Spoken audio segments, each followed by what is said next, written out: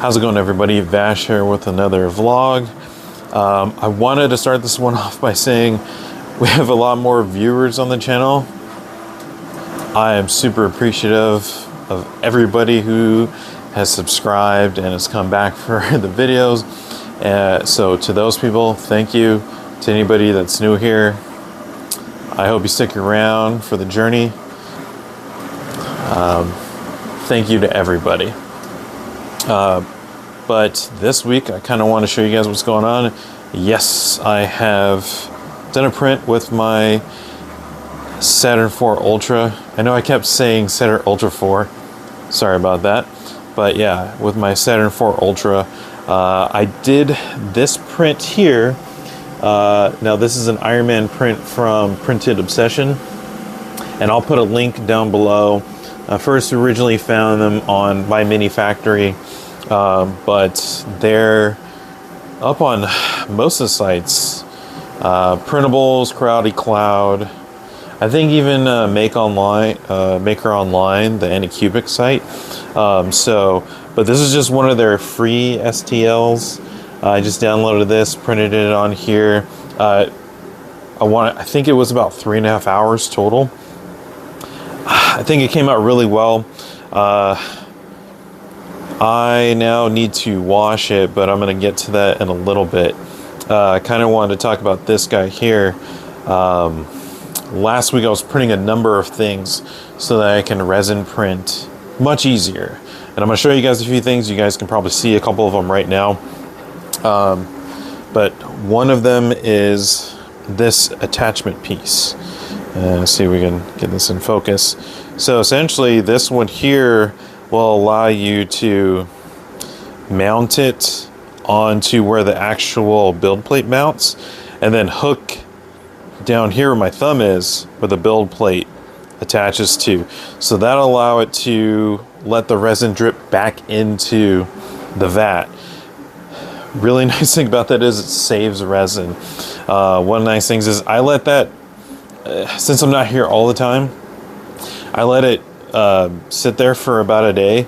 Came back, almost all the resin was dripped back in. I didn't have to scrape or do anything like that, which was super nice.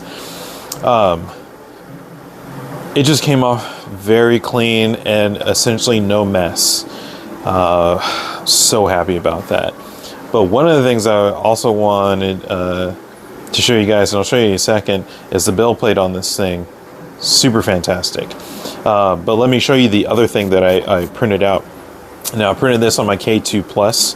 This is basically a resin refiller, I guess you could say.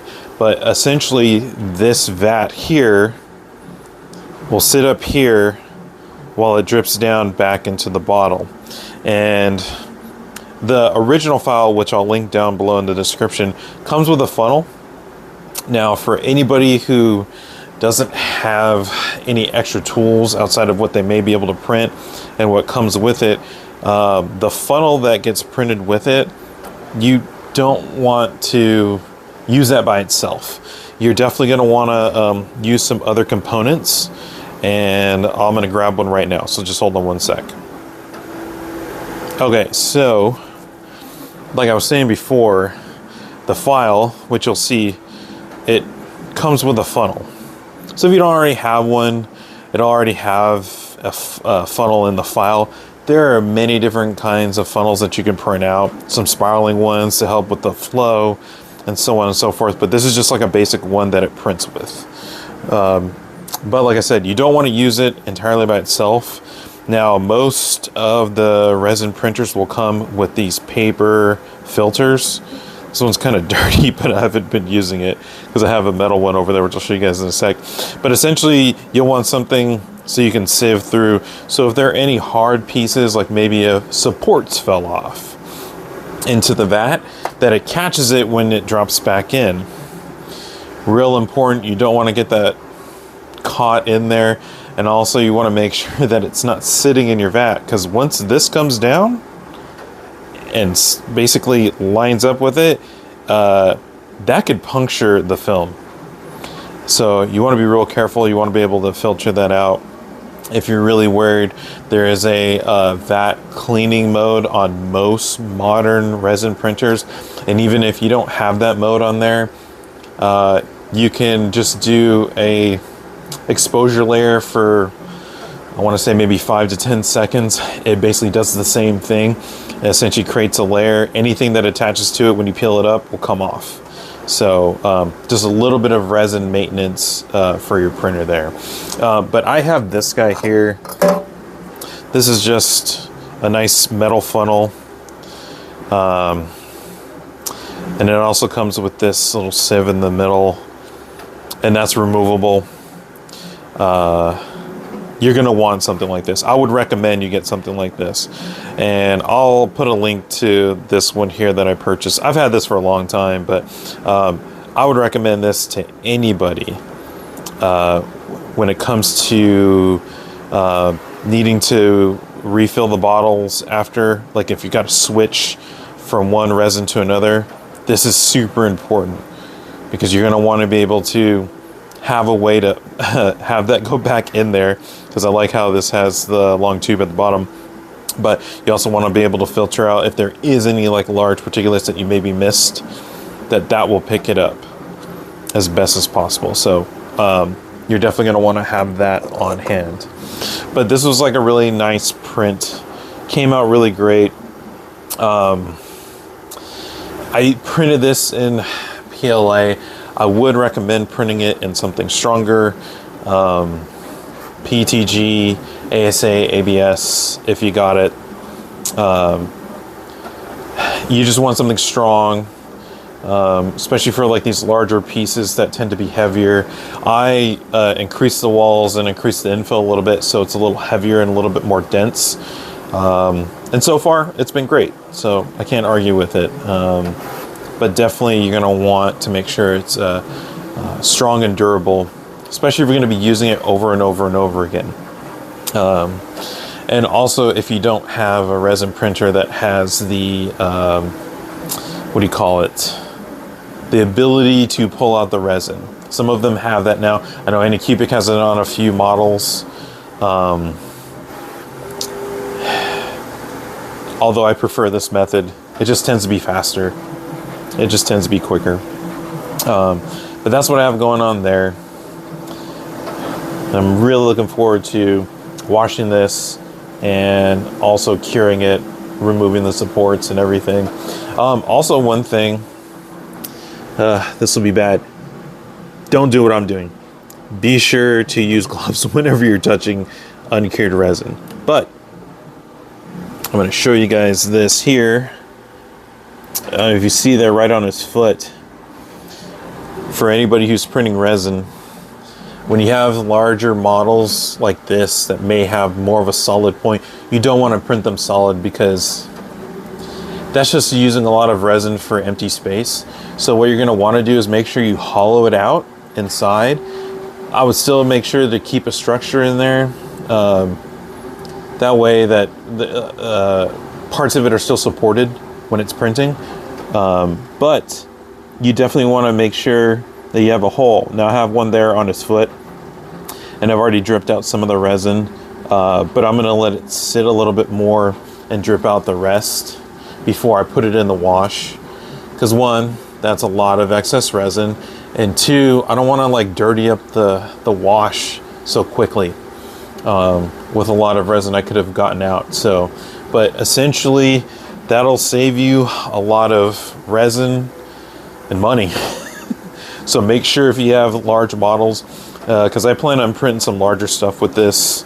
There's a few other models I have in mind that I'm going to be doing in a little bit, but make sure, I only did one hole on that. For some larger prints, you may want to do a couple of them so there's multiple places for it to drip out, but that's really important. A lot of slicers will kind of recommend like, hey, you might want to hollow this, or don't forget to put holes on this large print. So I would recommend that you guys do that.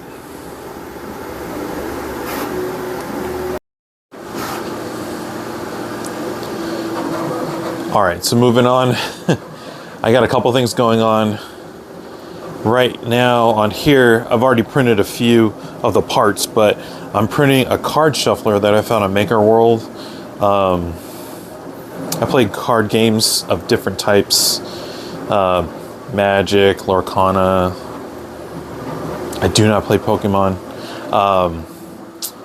but I wanted to make a card shuffler, and I found one on there, so I'm printing this out. There's a few additional pieces that are not printable, but most of those are small screws, and I think like a couple of bearings, but and I have all those, so, but this is coming out pretty nice. Also doing it in multi-material. Thankfully, that part is the only multi-material part of it. All of the rest of it is all solid pieces, so I don't really have to worry about like having to go through filament switches and so forth. And if you saw the vlog last week, you saw that this was like really messed up. I had a bit of issues, but I got it cleared and now it's up and running. I definitely am happy that Creality included that toolkit. This was super useful. I wanted to see if the tools in here would allow me to, one, replace the nozzle, which I already knew it would, but also clear up any jams or anything like that. And it did. I was able to press the filament out with the I don't know what you call it. It's just like a large needle, but I was able to press the filament out. I had to heat up the nozzle to about 260 and then just slowly press it out till all the resin or all the rest of the filament came out. Then loaded up some new filament, did a few purges to clear it all out, and now we're printing well. And this is some really bright orange, but so far everything is going pretty well.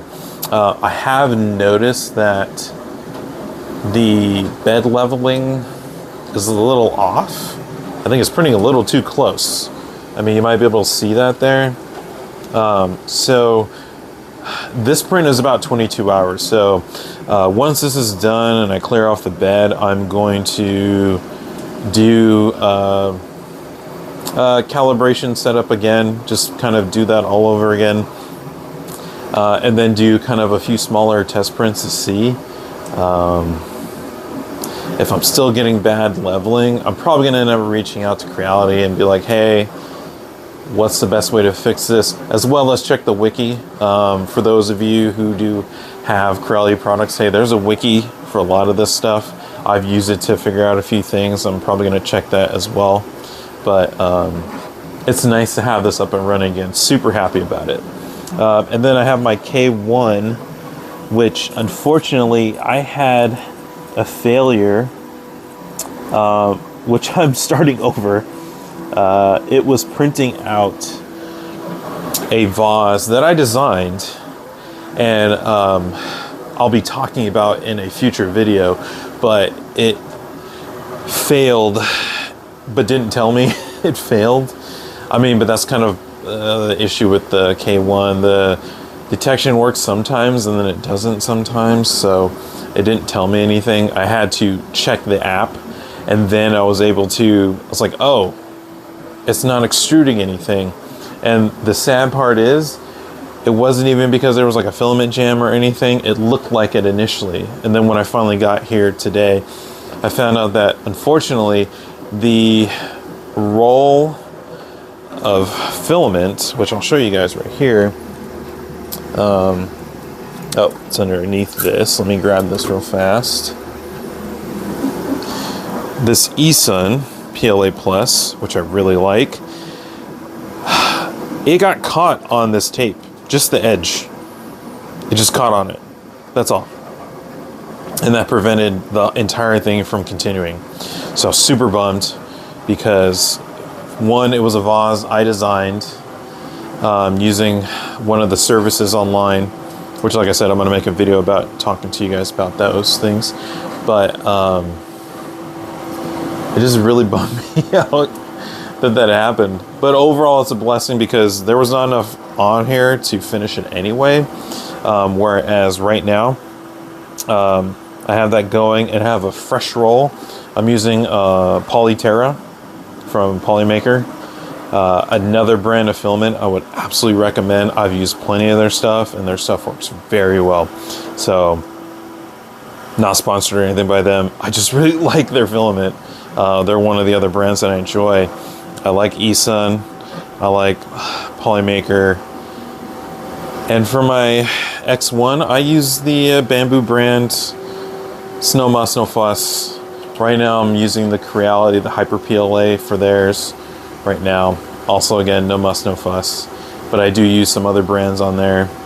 But right now, because of the stuff I'm making and I need them to be functional and be usable, I'm just going with the defaults, and they're coming out looking great. So I can't argue with it too much. But yeah, right now I got all those going. I have a few other projects that I want to do with the Saturn IV Ultra, and also my M3 Plus.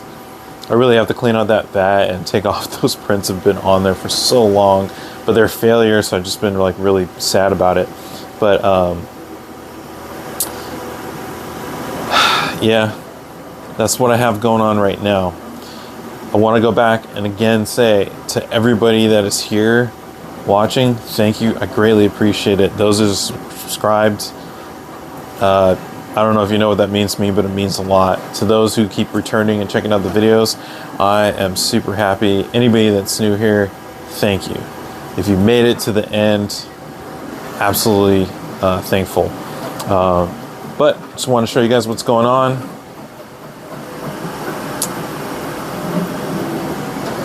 Give you guys a little peek into what's happening here. Oh, and that's the failure. That is the failure. That is the vase I made, but that is the failure of a design that I made. So thank you again, everybody. I really appreciate it. Again, hit like, hit subscribe if you're feeling it, but I appreciate everybody who's checked it out. I will see you all in the future. Happy New Year, everybody. I'll see you again.